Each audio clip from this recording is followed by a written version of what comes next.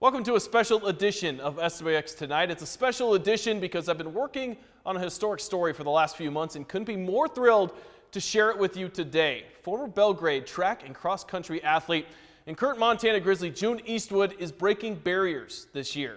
She is the first transgender athlete to openly compete in her respective sport at the Division I level, ever. This is her story. This is June's run.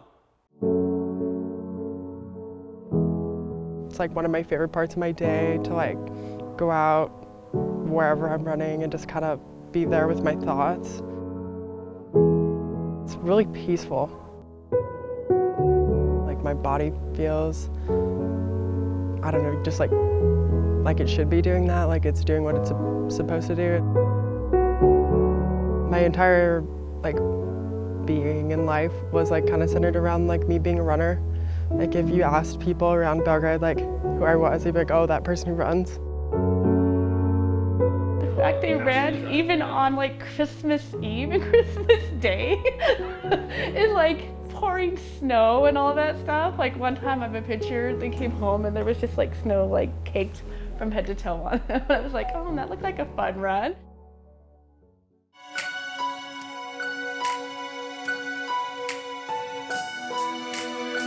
She made it part of her identity. I think that's important too, which is at Belgrade High School, clearly the most gifted runner in Belgrade history.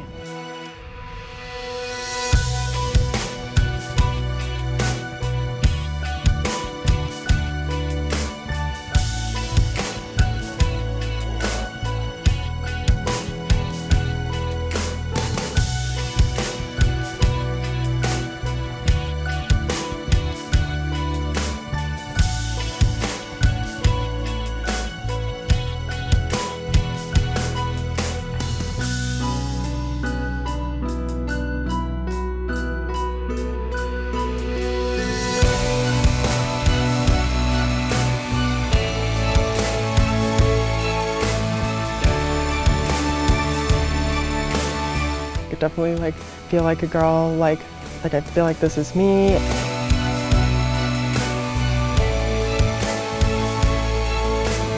It was really scary. I didn't really see a lot of other people or a lot of other examples of people that were going through what I was going through in rural Belgrade, Montana.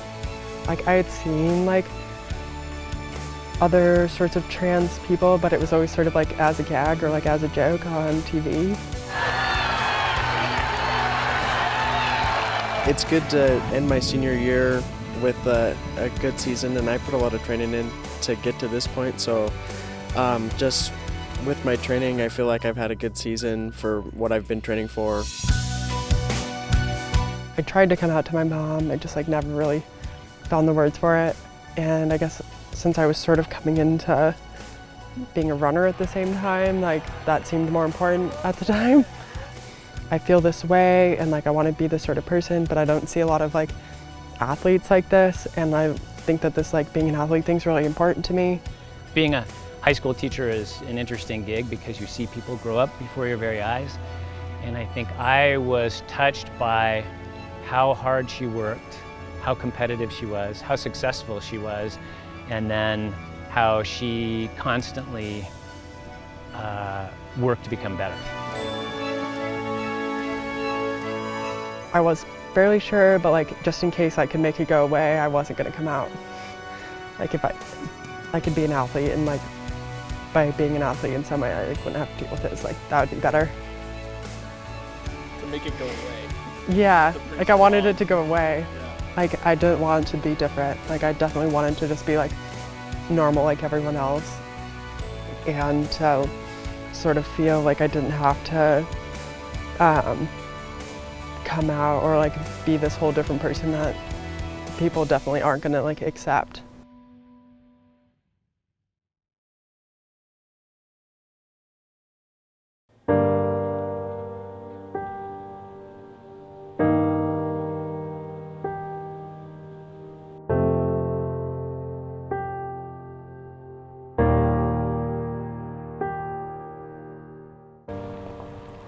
I guess I got injured after my sophomore cross-country season, and then it got hard because I was kind of forced to confront like all these feelings that I had kind of just like set aside because I was this runner, not like a whole person.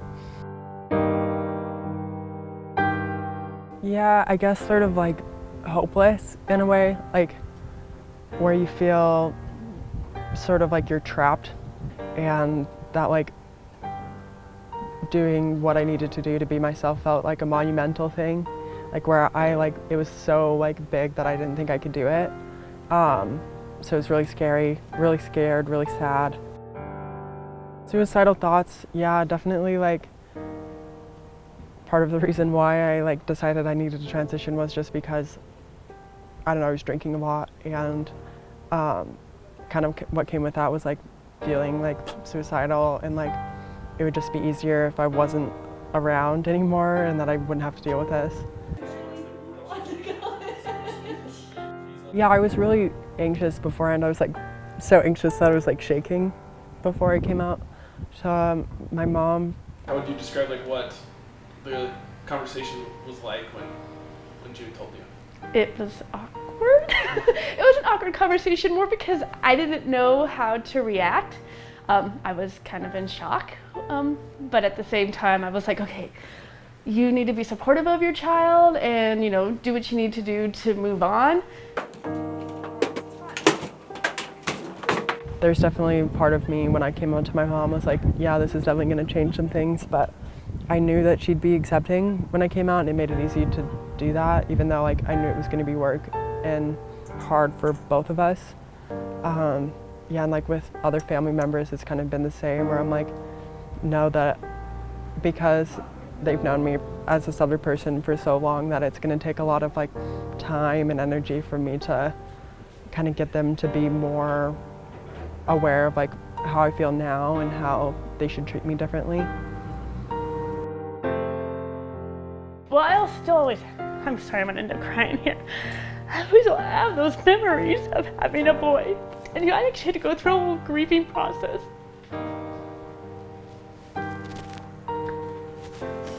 When, you know, my child decided to change their gender, whatever it is. And so, you know, those are just memories you always have in the past, and you'll just have new memories in the future. It's what I kind of figure.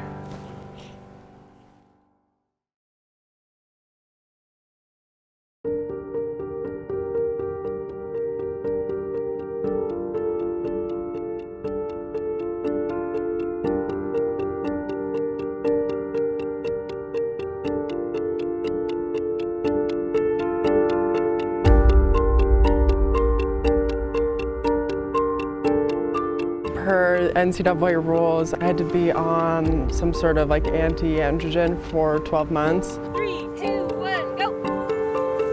Lock it in, lock it in! Basically just like blocks testosterone, gets you more in like female ranges. How familiar were you with the policies that were put in place before?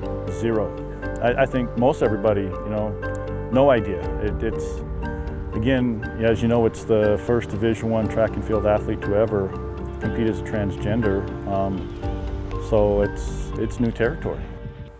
I would say I'm a little surprised by it just because I thought the rules would be a little more strict and less vague. I thought there'd be some like definite numbers that they might be looking for. Certainly requiring a year of hormone therapy for trans women is a very good idea.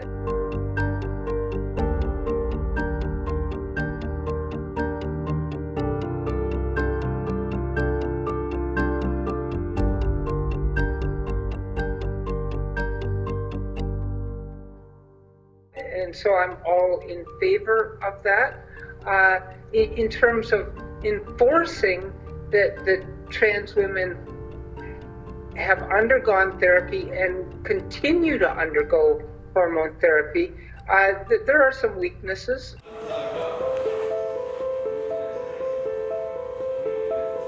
Within the first month, I was definitely noticing that I was kind of energyless at first, for sure. Physical body changes, I might have started to see some stuff at like maybe 3 months or something like that. My running was a lot slower.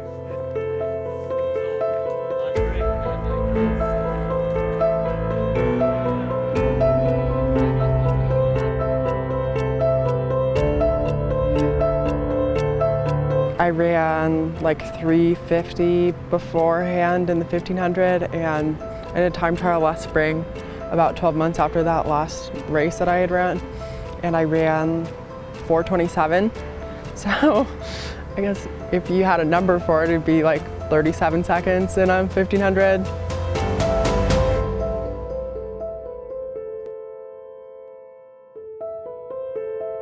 One thing that doesn't happen is that trans women don't lose all their muscle mass.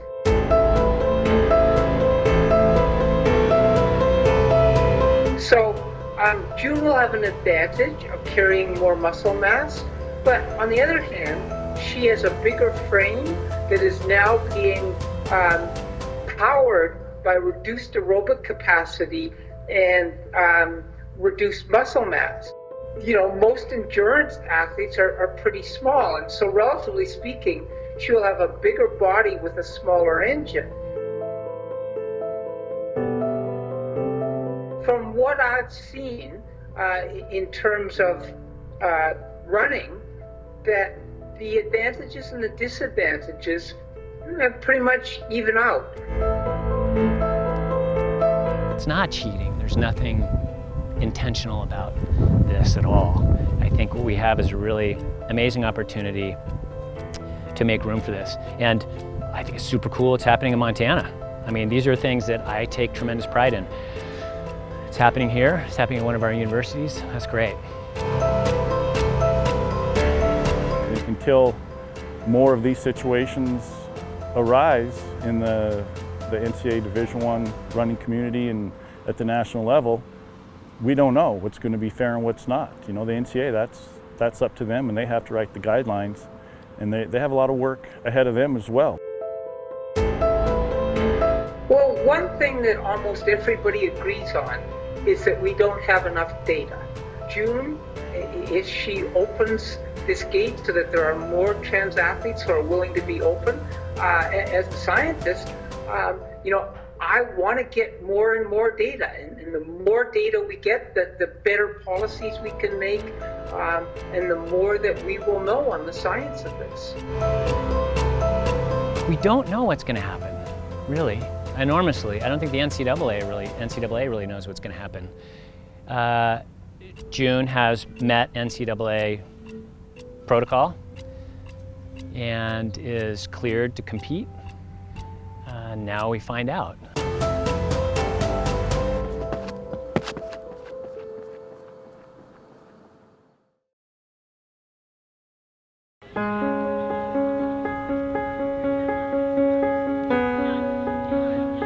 I think it's going to be really exciting. Like, I'm really excited about it, and I definitely think it'll be challenging. I definitely have like a lot of anxiety about it at times. Like, if I start thinking about it a lot, I end up sort of in a spiral where I'm like, well, why am I doing this? Like, this is so crazy. It goes back and forth. I think that she's often very excited and has a lot of tenacity about it. There's always sort of that what if, and there's no one really to look to do, or who has done what June's doing, so I think that's sometimes weighs on her. I know that June didn't make this decision in order to be an ambassador. You're kind of a default ambassador, and she'll be a great one.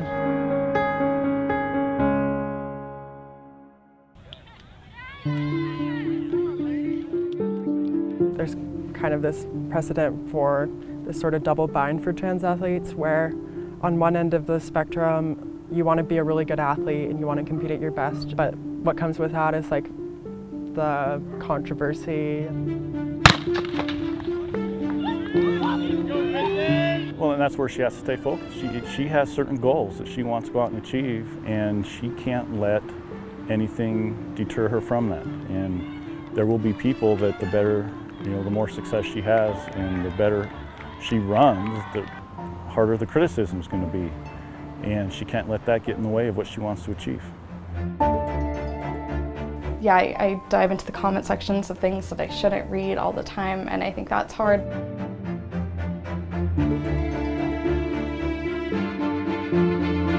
There's going to be a lot of uneducated critics out there who are going to do everything they can to probably try and tear her down. Yeah, like it makes total sense to me why people would be a little like skeptical of it and like definitely like not so sure about it.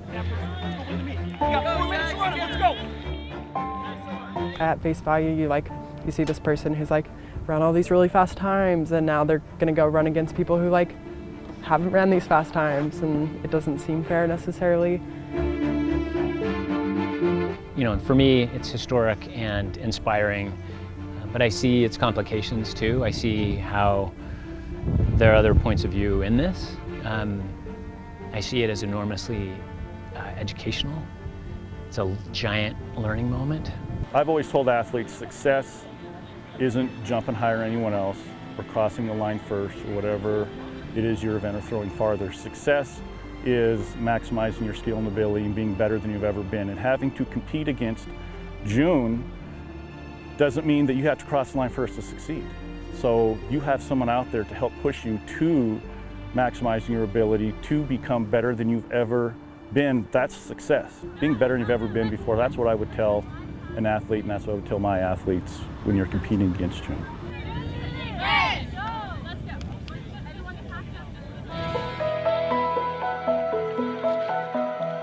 You don't shy away from this stuff. You have to confront it. It is the only way you get growth. And so, yeah, it would have been really easy to just kind of disappear and then pick up some kind of running career afterwards. Nobody has to know about it. But you learn way more. And she's going to learn a ton about herself and about the people around her and the world. So I applaud that. You know, it's going to be a learning process. There's no script out there and there's no book to tell you how to get through this. So I guess in a sense, we're writing a book, and I don't know how it'll turn out, but I'm hoping for the best for everyone, and I support June 1000%. Part of the reason why I wanted to do this was so that other people like me could see somebody like them doing this sort of thing. So like say there's some sort of, you know, trans high school athlete out there that wants to compete in college. I want them to like know that they can do that. For her to be happy and to pursue the dreams that she wants to pursue that maybe we didn't know were there in the past. I think that's really important. I'd hope that other people who'd previously thought of taking a step back from doing what they love feel empowered no matter who they are, whether it's because of their gender identity, income, like race, whatever it may be. I think that barriers are barriers.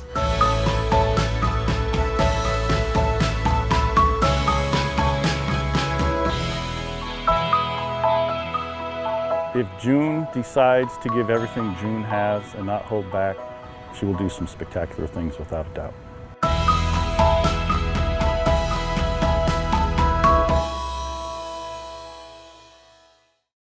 To recap, in June's first cross-country meet at Eastern Washington, which you saw, she took 7th place. In Bozeman last weekend, she improved with a 3rd place finish. Now we'll continue to follow her groundbreaking senior season up close through both cross-country and track, both updating you on how she performs and how she's feeling as she blazes her own trail. Now I would like to thank June, her family, Brian Schwain, the entire Montana Athletic Department for allowing and entrusting us with this incredible story. And thank you to Joe Lazar, who brought this story to me and to life with his masterful photography. This simply would not have been possible without all of his hard work behind the scenes.